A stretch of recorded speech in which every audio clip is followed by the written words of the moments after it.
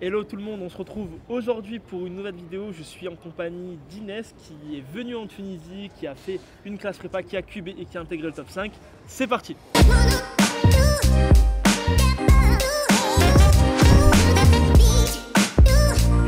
Hello Inès, ça va? Salut. Bah super, super. Est-ce que tu peux te présenter un petit peu s'il te plaît? Du coup, moi c'est Inès Bazarbacha, je suis tunisienne, j'ai grandi en Tunisie, j'ai fait mon lycée au lycée français de Tunis. Et puis je suis arrivée à Paris à IPSUP pour faire ma prépa, mes 3 ans de prépa. Et là je me retrouve à l'EM Lyon. La classe prépa en France, en vrai, la France, ça s'est imposé parce que j'étais au lycée français, c'était le choix le plus logique à faire par rapport à mon parcours. Ensuite, la prépa parce que vraiment je voulais continuer à avoir des matières un peu théoriques qui étaient au lycée, et donc continuer à approfondir ce côté-là, avoir à la fois des maths et des sciences humaines. Pour moi, c'était carrément logique d'aller en ECS et pas dans un autre truc. Et puis on va pas se mentir, les perspectives professionnelles après la grande école, c'est quand même le truc qui m'a le plus poussé à faire ça. Et comment ça s'est passé la transition? Franchement, super bien. C'est vrai que c'est dur de faire la prépa, loin de sa famille, etc. Mais honnêtement, le truc sur lequel je me suis le plus reposée, c'est les potes que je me suis fait à IPSUP. Et c'est les potes d'une vie, quoi. C'est eux qui m'ont aidée. Et si je suis là aujourd'hui à l'EM, c'est vraiment grâce à eux. Et ça va être le socle.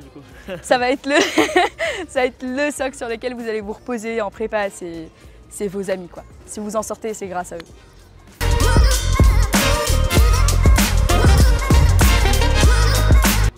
C'est beaucoup les profs qui commencent à nous remettre un peu dans le bain, qui commencent à nous expliquer vraiment la méthodo des concours et des sujets.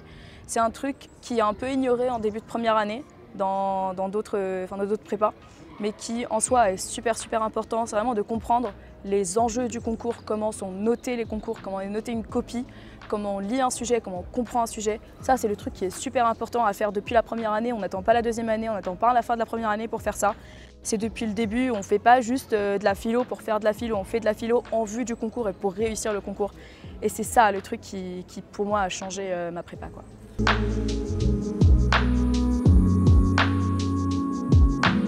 Mes matières fortes, c'était l'anglais, peut-être un peu la philo aussi. Matière faible, grosse matière faible, les maths. C'est parce que on vous le dit pas assez, mais le cours en première année, il faut y aller, quoi. Si vous lâchez le cours, c'est mort, les gars, c'est mort. Moi j'ai cubé, je vous le dis, le cours c'est le premier truc à faire. Et c'est hyper important, vraiment, on veut tout de suite commencer les exercices, on veut tout de suite commencer à faire des annales et tout. Mais en première année, prenez le temps de bien comprendre le cours, de bien comprendre les bases.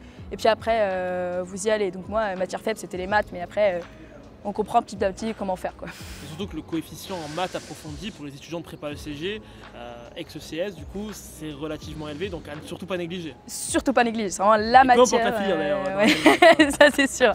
Mais franchement, pour les maths approfondies, pour les autres, allez-y, vraiment les maths, c'est le gros bloc qu'il faut travailler. Les autres matières, elles sont clairement importantes.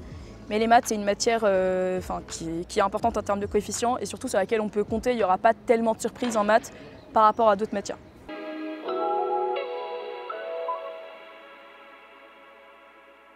Donc pour moi, la prépa, c'est vraiment un bouton switch. Il y a un bouton on, il y a un bouton off. Quand on travaille à fond. Il n'y a pas de téléphone, il n'y a pas de distraction, il n'y a rien autour, il n'y a pas de musique. Même si je sais que ça peut aider certains, mais en vrai, on a une capacité à mémoriser qui est bien moindre quand on met de la musique derrière. Et quand c'est off, c'est off. C'est qu'on profite, on sort avec ses potes, on fait du sport, on fait ce qu'on veut faire. Mais pour le coup, c'est vraiment quand je... Et ça, je l'ai compris un peu tard aussi, genre faut pas procrastiner, faut pas prendre son tel quand on bosse et tout. Quand on se met à fond, on se met à fond. Et quand on profite, on profite. Et moi, en gros, quand je finissais ma prépa, si c'est possible dans vos prépas, vraiment, allez assister au col. C'est-à-dire que juste après, que ce soit à midi ou alors après les cours, l'école de maths, l'école de géopo, en première année, l'école de philo, allez-y si vous en avez, si c'est public ou quoi, genre essayez de les faire en même temps que la personne parce que ça permet aussi de se comparer aux autres personnes de votre classe. À un concours, on est noté par rapport aux autres, on n'est pas noté dans l'absolu, c'est hyper important. Donc moi, ce que je faisais, c'est que je finissais les cours, j'allais en colle, je faisais la colle en même temps Et puis le soir, j'allais à la bibliothèque, je bossais les autres matières que j'avais pas bossées ou alors je reprenais les faiblesses que j'avais vues en colle. Et puis dans les transports, c'était un peu les langues, des petits quizlets, à droite à gauche, quizlets super important. Et le soir, j'essayais vraiment de faire 8 heures de sommeil parce que sinon, j'arrivais pas à me concentrer le lendemain. Donc le sommeil, hyper important en prépa. Hyper important. Vraiment, moi, je dormais 8 heures, je dormais 8 heures par soir et je prenais quand même 5 à 6 cafés par jour.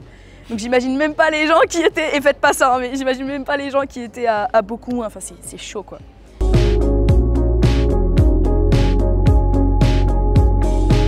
Honnêtement, je le sentais pas. Ouais. Pour le coup, j'étais pas mal stressée, je sentais que j'avais des faiblesses dans certaines matières. Et notamment maths. Et je savais très bien les chapitres sur lesquels j'étais faible. C'est ceux-là que j'ai eu.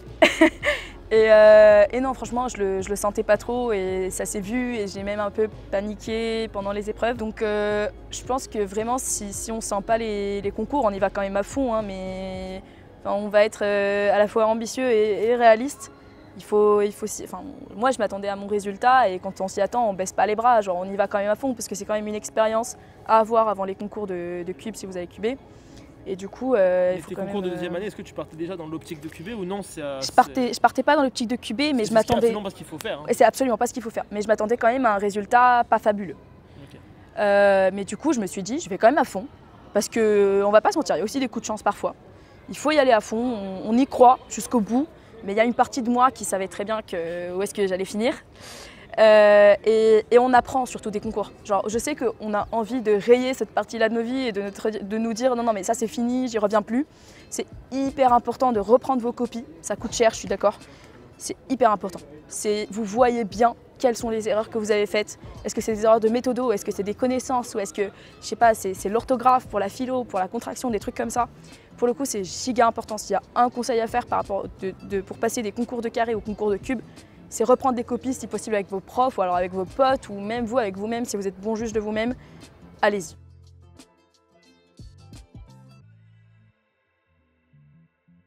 Donc en deuxième année, j'étais admissible et admise, du coup les deux, à Audencia, Schema et TBS. J'ai demandé TBS parce que je ne savais pas que TBS prenait l'épreuve de GEM. Je voulais éviter, c'est pour ça que j'ai pas passé GEM, je voulais éviter l'épreuve de Géopo de GEM, mais je l'ai quand même, finalement je l'ai quand même passé. Donc regardez peut-être justement les épreuves de chaque école pour pas finir par... Sur le site de Mister Prépa, tout est disponible. Sur le site de Mister Prépa, tout est disponible. Ouais, c'est vraiment con de se retrouver du coup à pas passer GEM et... parce que je voulais éviter l'épreuve de Géopo et je m'y retrouve quand même, quoi.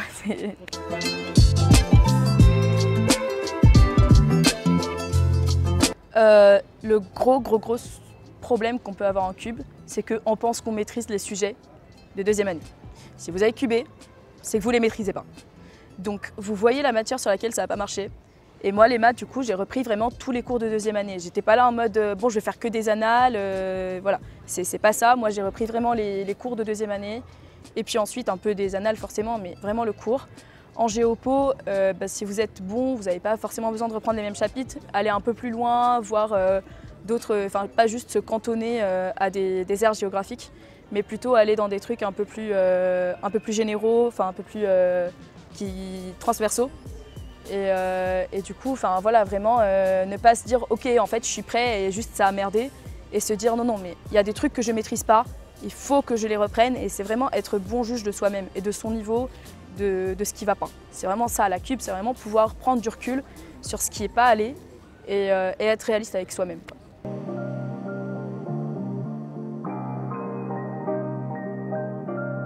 Premier paramètre que j'ai pris en compte, c'est le paramètre financier.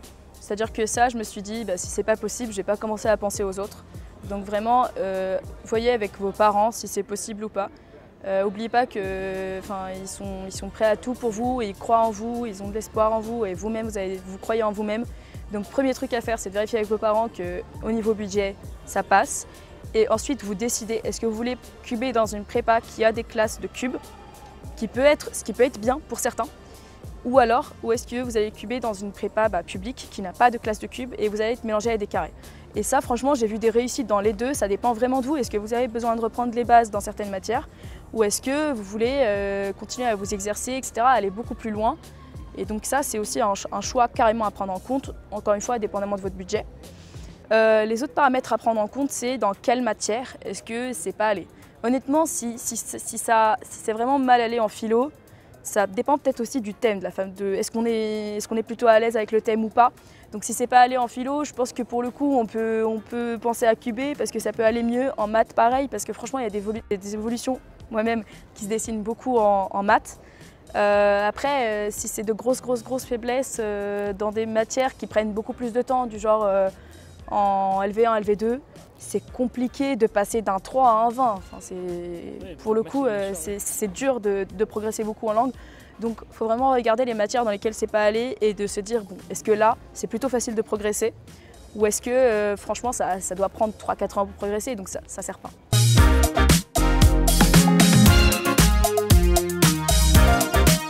Du coup, pour la manière de travailler, ce que j'ai fait, c'est que j'ai beaucoup axé maths et géopo. Parce qu'en langue, moi, ça allait. En philo, j'avais compris à peu près ce qu'il fallait faire. J'avais eu des notes correctes, j'avais eu 14 ou 13 en carré.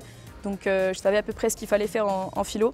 Donc, j'ai beaucoup axé maths et géopo avec beaucoup de Quizlet en géopo. Les connaissances, c'est là où vous allez les avoir, c'est là où vous allez les retenir. Il faut vraiment faire des Quizlet en géopo, vous ne privez pas de faire ça. Avec les dates et avec des chiffres, avec des exemples aussi, des fiches d'exemples. Et du coup, j'ai beaucoup axé sur les maths, sur la géopo. J'ai progressé en maths à peu près de 5 à 6 points dans toutes les épreuves de maths. Pas mal. Pour la géopo, j'ai pris pareil, je crois 5 points donc à l'ESSEC 5 points, à HEC 5 points aussi, je crois.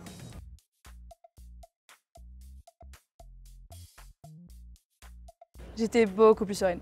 Je me savais beaucoup plus préparée qu'en carré. Je savais que j'avais pratiquement pas de faiblesse par rapport au chapitre, etc. Et surtout, j'étais avec mes potes, je ne l'étais pas en concours de carré.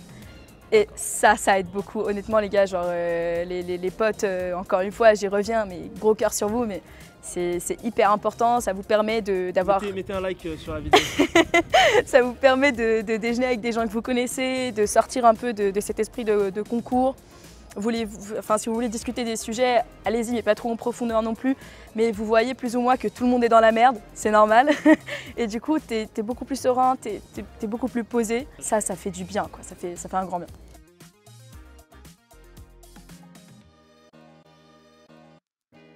Pour le Tour de France, je sais que certains ne veulent pas trop revenir chez eux. Moi, franchement, j'avais besoin de revoir mon chez-moi et d'être un peu de revenir à Paris, de revenir dans mon petit studio et tout. Ce que j'ai fait, c'est que j'ai essayé. Il y a des gens qui ont beaucoup étalé leurs oraux. Moi, je voulais en finir. Je voulais aller en vacances. Clairement, je voulais aller en vacances.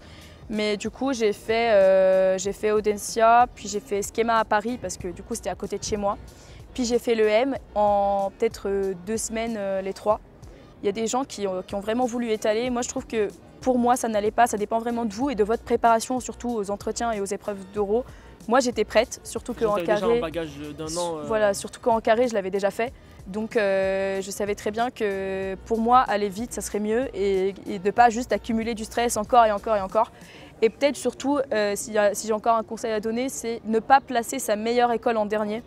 Si vous avez plus de 4-5 écoles à présenter, au bout de 3-4 écoles, vous êtes fatigué. Donc votre meilleure école, la placez pas en premier, c'est clair, il vous faut des trucs où vous essayez, où vous expérimentez.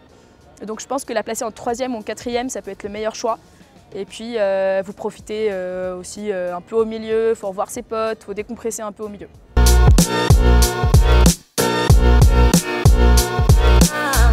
Croyez en vous, peu importe ce qu'on vous dit, croyez en vous, allez-y à fond. Et puis, n'écoutez personne. Juste écoutez la petite voix dans votre tête qui vous dit moi, je peux être dans telle école. Moi, je peux être dans telle école et je peux réussir et ça va bien se passer, quoi. Et écoutez Mister Prépa surtout. Écoutez Mister Prépa.